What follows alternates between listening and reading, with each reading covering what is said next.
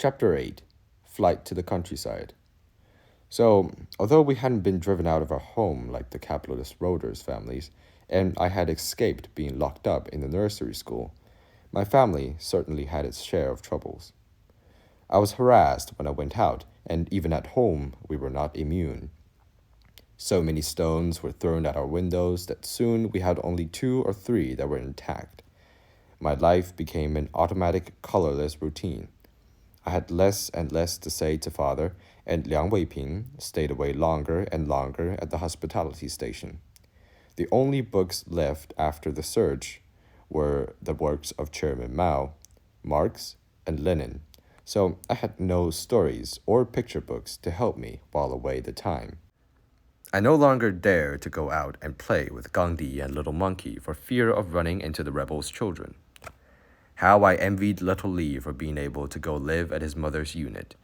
Since she was new there and little known, things were much better for him.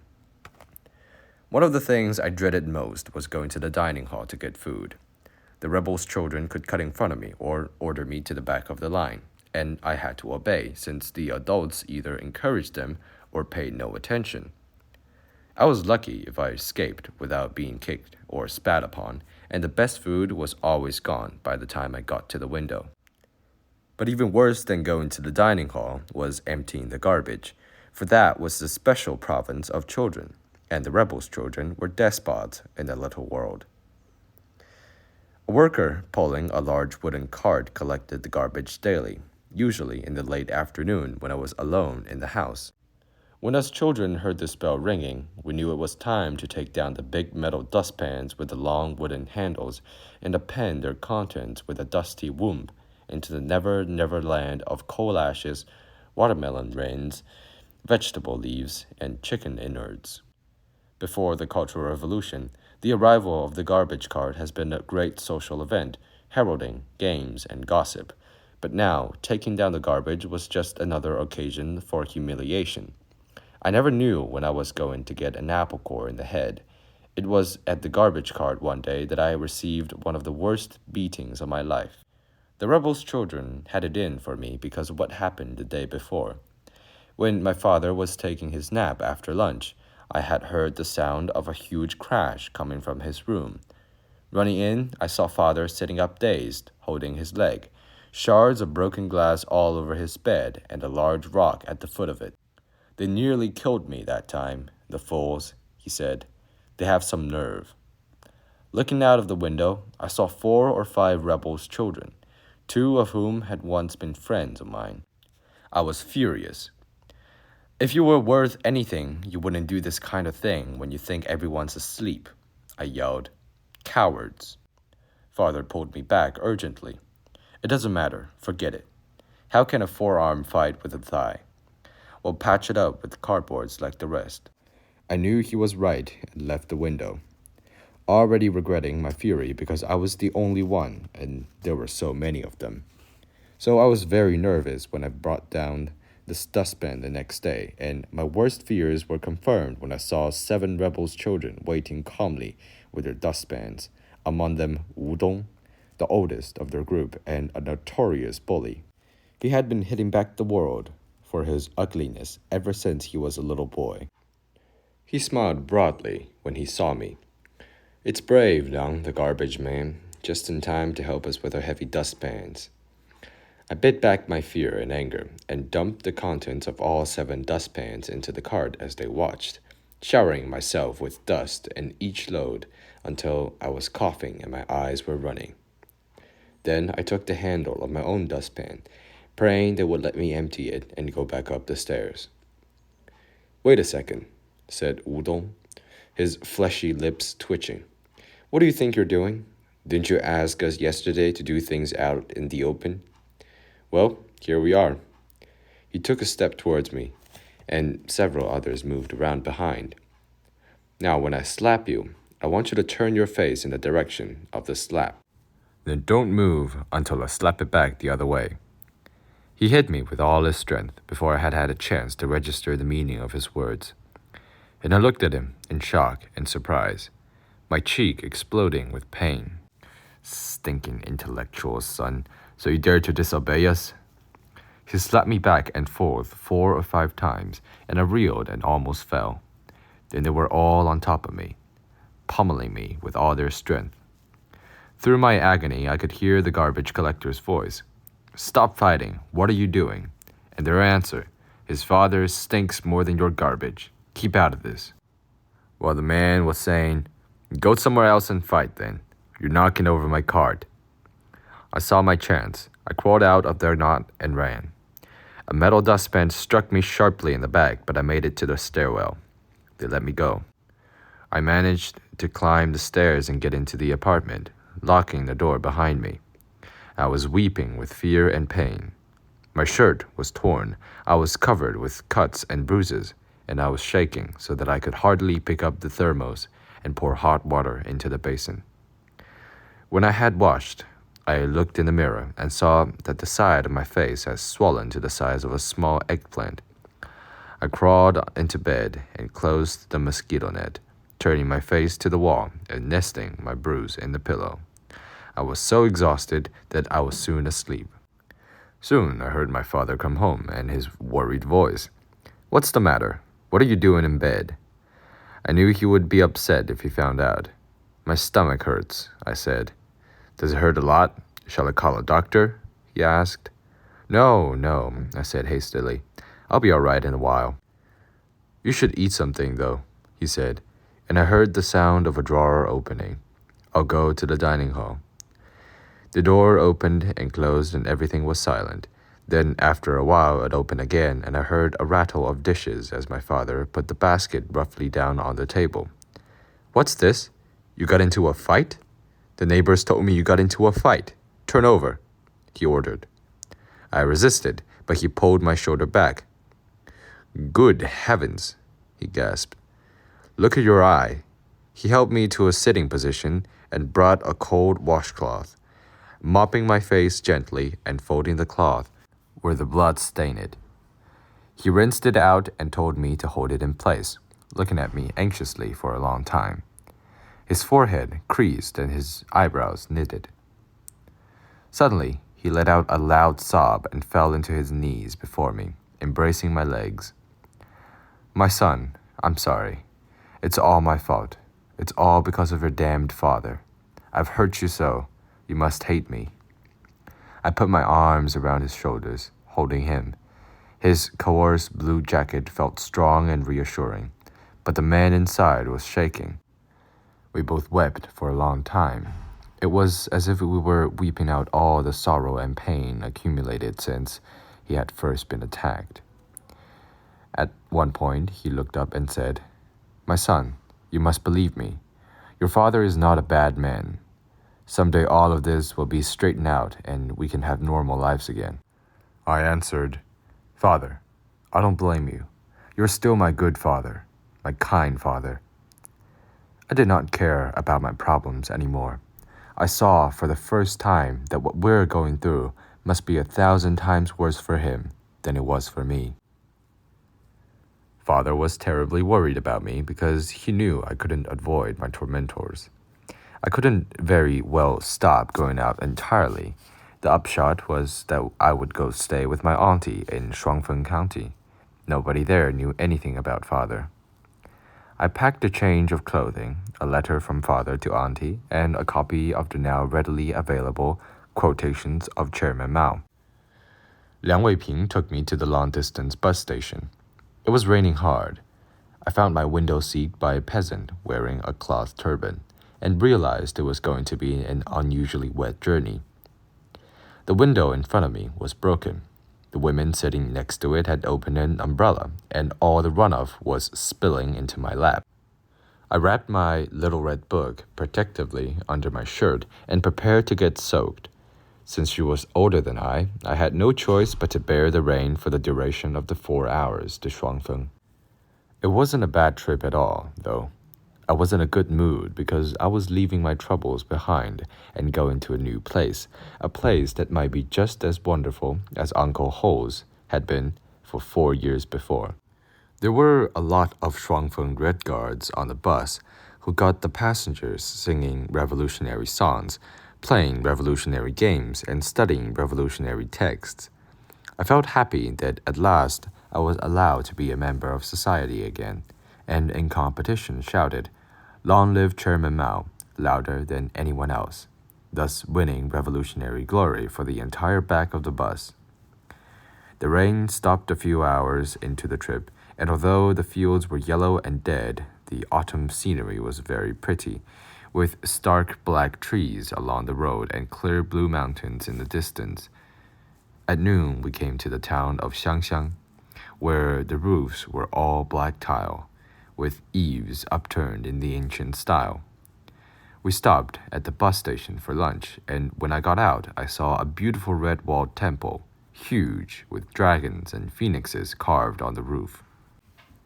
Remembering what Liang said about how I'd better not go to the temple in the Yuelu mountain, I found it odd that the temple gateway seemed full of people. So while the rest of the passengers went to buy spicy rice noodles, peanuts, and roasted sweet potatoes, I went over to take a look. The people were criticizing an old monk, and I was very curious because I had never seen a monk before. He had a little wrinkled face, and his head was shaved bald. His clothes were faded black, with little black slippers of a style I didn't recognize. He was kneeling and beating a gong before a broken stone tablet on which I guessed was inscribed the history of the temple or some Buddhist scripture. I couldn't read it as the words were all in the old-style script. As he beat the gong, he chanted, "I have tricked the people, I should be punished. And Buddhism is a lie. Only Marxism, Leninism, Chairman Mao thought, is the truth." I thought he looked old and tired, especially in contrast with the excited young people shouting at him, and I wondered what he would do now, as his temple was a forbidden place. I would have liked to have stayed to look at him longer, but the stop was only for 15 minutes.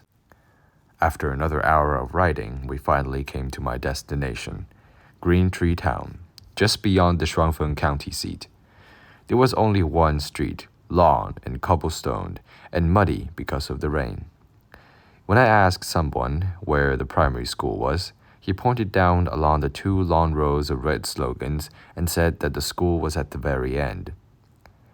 Aside from its narrowness and the occasional glimpses of broad yellow fields when there was a break between the dark wooden houses, the street was rather similar to some of the older lanes in Changsha. I was particularly happy to find that every doorway was large and open so I could look inside to see what the inhabitants were doing. I saw young women spinning thread, old women rocking babies. There was the sounds of iron being pounded and the rushing breathing of a wooden hand bellows. The people looked brown and poor, although a lot more of the old ladies were wearing traditional jade bracelets and gold earrings than did in Changsha.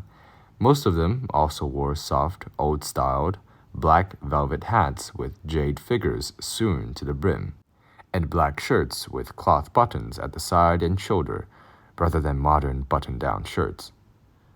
Some of the men were barefoot and they wore their pants rolled up, and I noticed their bandy legs and broad peasant toes open in the fresh wet mud. I remembered Luojia Mountain once again, and my feet itched inside my cloth shoes, already wet and heavy with earth. The children seemed small and thin, their clothing patched, but like us city children, they lined up before the man cranking his black iron puffing machine. Like us, they held their bowls of uncooked rice and soybeans, waiting for the big boom that would tell them it was another child's turn to have his ordinary fare turned into a special treat. Everyone looked at me curiously when I passed, probably because strangers were rare and my clothing and haircut identified me as being from the city. I didn't mind, though, since I was just as curious about them. Anyway, they didn't seem unfriendly. I soon arrived at what was obviously a primary school, a compound with a sports ground on which some children were playing ping pong. Before going in, I stopped at the gateway to read what seemed to be big character posters, although written on old newspapers as if paper were too expensive. Then, to my utter shock, I discovered one which read, "Down with 朱指导, corrupt daughter of the landlord class. In a flash, I realized that my visit might not be as much of an escape as I hoped. I hurried inside lest I draw attention to myself, and found out that Zhu Zhidao lived at the last doorway of the lawn teacher's dormitory. As I walked quickly along, I heard the sounds of a familiar revolutionary song, as if a rehearsal were going on, and the piercing wail of a strange country horn. Auntie opened her door with a cry of utter astonishment. "What are you doing here?" she asked. "Come in." I had a funny feeling that my presence might not be altogether welcome, so I took out my father's letter and gave it to her. Then, before either of us had a chance to say anything more, there came a male voice from outside. "Zhu Zhidao, who is your visitor?" "It's old Liang's son," she answered, blushing at having to mention something about her personal life. Soon there were a lot of voices, and children crowded at the windows, looking in. "People here like to gossip," she said. "You aren't my real son, so they'll be talking about it. Don't let it worry you." Her words were so direct that I felt even less welcome than before, as if somehow I had no right to call on her for protection. I smiled awkwardly. Then she said, "I'll go to the dining hall and get some hot water for tea," and went out. I looked around the room and found it long, narrow, and extremely humble, with only wooden slats in the windows and a little iron container for coal briquettes. The walls were covered with yellow newspaper. The outhouse, water tap, and dining hall would all be outside. No wonder she had wanted to transfer out of there and move to Changsha. When she came back with the thermos, she closed the door tightly and listened for a moment before she said in a low, worried voice, "Liang, it's not too good for you to be here right now, because I have to take part in criticism meetings every day. It is worse here than in the city. People with bad backgrounds are watched all the time." Her eyes filled with tears. "Heavens knows what I've done. Even my letters are checked, so I've stopped writing." I knew this was true, because we hadn't had a letter from her in a while.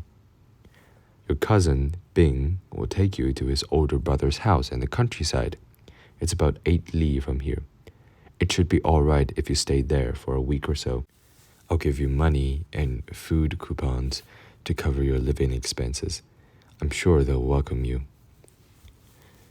Cousin Ben arrived in a few minutes, and I studied him while my stepmother was explaining the situation. He looked about 3 years older than I, very strong, barefoot like the man I had seen on the street. He had a strange bow-like haircut that shaved the lower half of his head to mid-ear and left an untamed growth on top. But what drew my attention most of all was a beautiful Chairman Mao button, of a size that in the city was extremely rare. I was dying to ask him where he'd gotten it. We set out. Cousin Bing immediately picked a narrow path between the rice fields, walking very quickly as the peasants do, so I had to trot a bit to keep up. I was very happy to be going back to the countryside. The air smelled sweet and clean, and even the earth beneath our feet looked warm and inviting. "Wait a minute," I called out, and stepped out of my muddy shoes so I could walk barefoot too. "Let me carry them for you," said Cousin Ben, and I took advantage of his kindness to ask my burning question. "Where did you get the beautiful Chairman Mao button?" I asked. "I've never seen one so big." "Oh, our school organized us to go to Shaoshan," she said proudly. "When we visited the house where Chairman Mao was born, they gave one to each of us. Shaoshan's only 100 li from here." That explained it. I resolved that someday I would go too, even if I had to walk there. We got into quite a rhythm, and since Cousin Ben didn't like to talk, I amused myself along the way by singing the new songs I had learned on the bus and enjoying the scenery. It was a fairly flat region with only gentle hills, so I could see a great distance. The houses were all built of big crumbling yellow mud bricks with gray tile roofs, and many of them had slogans painted on them, like "Long live the great proletarian cultural revolution," and our red hearts yearn towards the red sun. There were old slogans too, though, like "Long live the Great Leap Forward" and "Long live the People's Communes," from as far back as 1958. I thought this was a very strange place, where old and new were all mixed up together. Near every group of houses, there was a square stone spring with water running from it in a little stream, and the women gathered there to pound their clothes with sticks and rinse vegetables, while others came with shoulder poles and buckets to fetch water back to their houses. When Cousin Bing explained that the water came from the ground, I was very surprised. Apart from water taps, I knew only about the mountain streams from which we had scooped water at Luojia Mountain.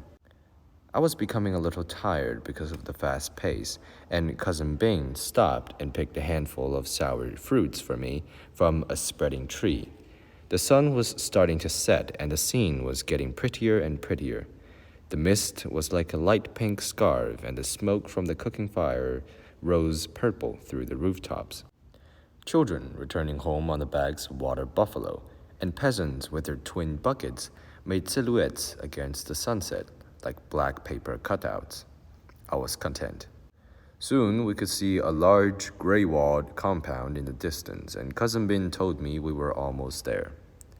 It was very different from the mud-brick clusters of houses we had just passed, and I asked in surprise, "Is that where your brother's production team lives? What kind of place is that?" "The whole thing used to belong to a big landlord before liberation," he answered. "Now more than 17 families have moved in." As we came closer, we saw several young people painting slogans on the wall by the last light of the day. The slogans were huge because they were using brooms as paintbrushes. "Down with the capitalist roaders," they read. "Down with Soviet revisionism. Down with American imperialism." "There's my brother," Cousin Bin said, with the first sign of vitality I had seen in him. "Brother Han," he called, "you have guests." A young peasant put down his broom and walked over, wiping his hands in his pants. He greeted us warmly.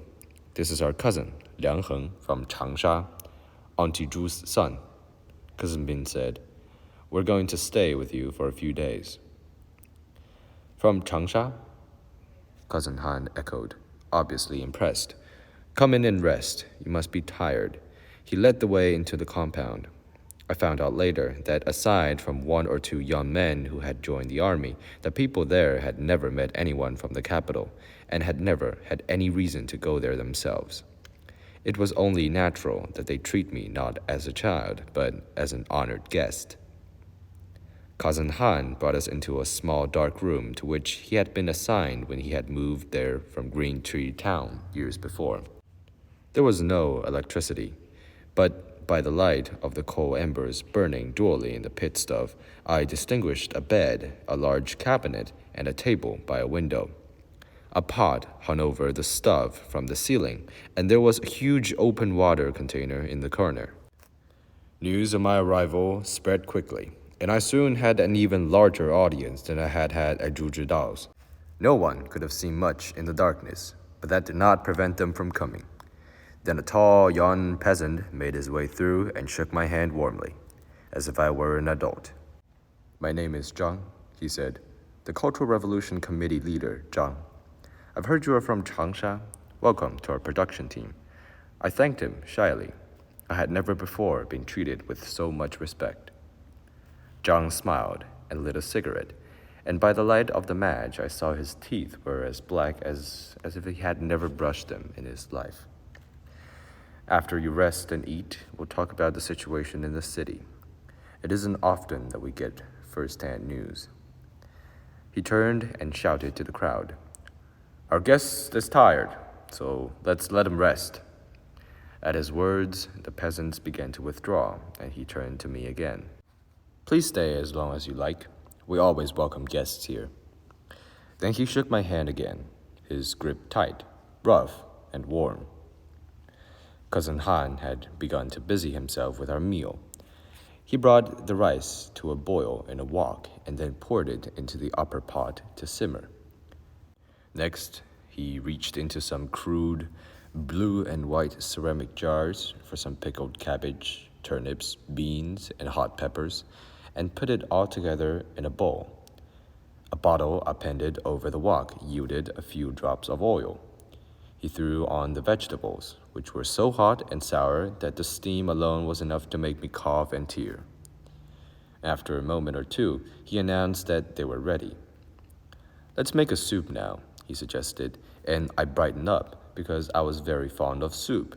But his soup was like no other soup I have ever tasted, for he simply scooped up a dipperful of water out of his container in the corner and swished it around in the empty wok as if there might still be some oil and salt left in it. He added some hot pepper sauce and the soup was ready too. He served us each a bowl of rice and we began to eat the pickled vegetables. But instead of sharing the dish with us, he took his rice back to one of the ceramic pots and poured some salty pickling water over it. He ate this with a great deal of noise and helped himself to another bowl. After this unusual dinner, I had my first lesson in cigarette smoking. Cousin Han brought out a huge leaf of tobacco and chopped some of it up fine with his knife. Then cut a strip of paper from an old calendar and rolled it up tight. He lit this creation and handed it to me. I took it like a man, but wheezed and wept when I inhaled like the little boy I was. Cousin Han comforted me. "Cough a bit, you'll feel better." I was that way too at first, but I've been smoking since I was 8 years old. As he put the pot back on to boil, the male peasants began to return to listen to me talk about important national affairs. The room was soon filled with glowing brown faces, weathered and wrinkled, and the strong smell of fresh tobacco. They asked me all kinds of questions, but I found them very difficult to answer. It was as if the peasants had no previous knowledge of the Cultural Revolution at all, and the gap in knowledge was too great to be bridged by someone like me. "What's this we've heard about rebel factions? What about the capitalist roaders? We're not really sure who they are." I told them what I knew about the work teams and the students, the Protect the Emperor groups and the rebels, the parades and the criticism meetings. Of course, I left out a lot of the cruelty and didn't mention a word about my own family. Zhang sighed. "It is so hard for us to get information here. There is no radio in the production team, and we have to go all the way to the commune office to see a newspaper. The county Red Guards came to Green Tree, then the town came to the commune to the brigade, and the brigade to us. They told us to form a Cultural Revolution committee of 5 cadres of poor peasant background. Then they asked us if we had any landlords, and I said the old one was still living here, so they told me to lock him up in the water buffalo shed, and he's in there now. They issued some new slogans, too, and told us to write them up and get ready to go at any time to Green Tree or the county seat for parades and meetings. But that's all we know. Green Tree is doing a lot of things, but we don't have any educated people or capitalist roaders like they do. We're just poor peasants here." "Tell us more about how they do things in the city," asked an old peasant. So we talked for a while about the Cultural Revolution, but the conversation soon shifted to the city itself. We've heard that there's a 9-story building there, and that people sit in buildings to watch movies. Is that really true? The old peasant asked. I bragged about how our theaters could seat over 1,000 people, had a balcony section, and chairs that were leather in the winter and bamboo in the summer. They looked so amazed that I asked them, "How do you see movies then?" A middle-aged man answered, "We usually have a movie around once a year, on the commune threshing ground.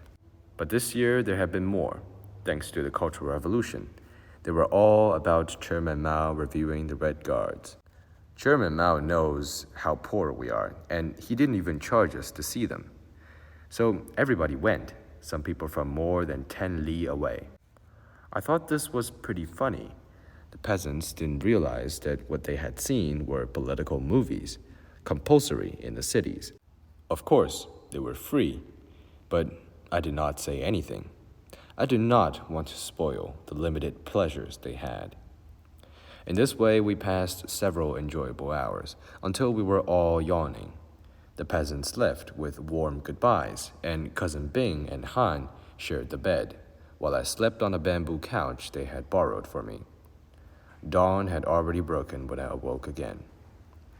Although I stayed there only 10 days, I developed a deep friendship with the local people.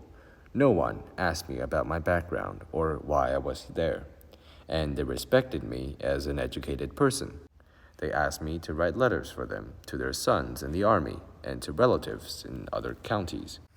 Zhang wanted me to help him figure out the operating instructions for a gas lamp the team has purchased for evening meetings. A group of young men came to me too. In the evening after they had returned from collecting manure and picking tea oil buttons, wanting me to help them form a Red Guard group. They had prepared red paper for their armbands, and they wanted me to write the characters, Red Guard. But they had brought only black paint, and I explained that in the city, using black for such a serious purpose would be considered counter-revolutionary, and they had to get white or yellow. So they came back again with white, grateful that I had saved them from making such a great error. I wrote the characters for them, and, proud and excited, they stuck their new armbands on their sleeves with paste made of cooked rice. One day, there was a meeting, and Cultural Revolution Committee leader Zhang read a notice which said that the next day all the peasants were to attend a demonstration at the county seat to criticize the Protect the Emperor faction. Furthermore, he read, all participants would receive 2 jiao from the production team in addition to their usual work points. The peasants cheered wildly. Many of them had never been to Shuangfeng before, and now they would be paid to go.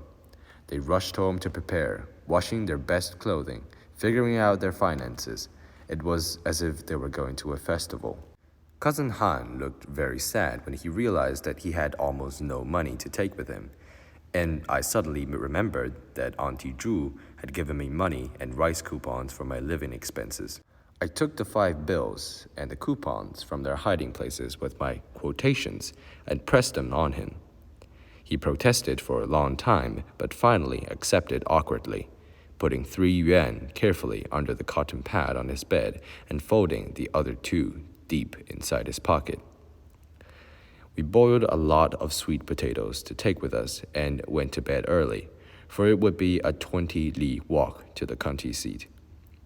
We awoke before dawn, and at 4, there must have been 50 or 60 people, including our new Red Guards, proud with their paper armbands. We had torches to light the way, and on the hills all around we saw other torches, as if the whole countryside were covered with giant fireflies. The different production teams identified one another from great distances by means of strange bird-like caws, and the caws grew into a chorus as everyone within a 20-li radius converged on Shuangfeng. At our rapid peasant pace, we arrived at dawn to find the streets already flowing with people. Cousin Han was so excited he didn't know what to look at first, and our mobility was so limited that we just floated wherever the crowd pushes us. There was no organization, just a loudspeaker announcement that at 9 there would be a meeting in the square. Perhaps the rebels just wanted to prove that they had a lot of support among the peasants. The sheer numbers are impressive. I began to notice a pattern in the way the peasants went shopping. They would go into a store, eyes big at all the wonders offered. And then, as they gradually realized everything was too expensive for them, their faces fell and they went on to another one. Most of the people from our production team ended up with only 1 towel or a small mirror or a comb. Cousin Han was staring at everything, and then he found something he was longing to buy, a white t-shirt for 1 yuan 80. He vacillated forever, as Cousin Bing and I urged him to go ahead and get it, wanting it, but knowing that there would only be 2 jiao left over afterward. Finally, almost trembling, he took out the carefully folded money and handed them resolutely to the salesgirl. He accepted the brown paper-rolled treasure with reverent hands. It was close to 9, and the current of people was drifting towards the square. There were so many people that we couldn't actually get into the square, but we heard the loudspeakers. We salute the poor and lower-middle peasants. The rebels of Shuangfeng County thanked the poor and lower-middle peasants for their warm support. That was about the extent of the meeting, and we continued to drift, ending up in a bookstore where cousin Han bought 2 posters of quotations from Chairman Mao with his last 2 jiao. Then, we spent a while looking at a bus with some of the others from the team, and I became a lecturer, pointing out the steering wheel and the horn, the windshield wipers, and the headlights. They could have stared for hours. They were also entranced by a row of bicycles parked in a row outside an official building. They had probably never seen so many in one place before. People were starting to go home with their purchases, so we ate our sweet potatoes and started off too. The way home seemed long because the sun was hot and the crowds had exhausted us. But Cousin Han seemed so satisfied that I felt it had been a really successful day. Then, when we got home, he went and got his 2 jiao supplement from Zhang, and he seemed even happier. Although Zhang himself didn't seem so happy when I ran into him the next day. He was worried about being able to pay for the team's chemical fertilizer. Then, one morning, Cousin Bing went back to Green Tree Town to see his family. He returned the next day with some money from Zhu Zhidao and the message that I should now go home. "Don't bother to stop off and see Auntie Zhu," Cousin Bing reported. "Your bus money's right here." I was very sad at the thought of leaving, but I knew Father hadn't wanted me to stay away too long. The peasants were also sad and loaded me with gifts of roasted sweet potatoes, peanuts, and their homemade hot pepper sauce. The Yan Red Guards I had helped walked the whole 8 li with us, and I invited them all to come to Changsha to see me. They stood for a long time outside my bus window, the sunlight catching the white letters on their makeshift armbands, and I waved at them through the black window until they were out of sight. The difficulty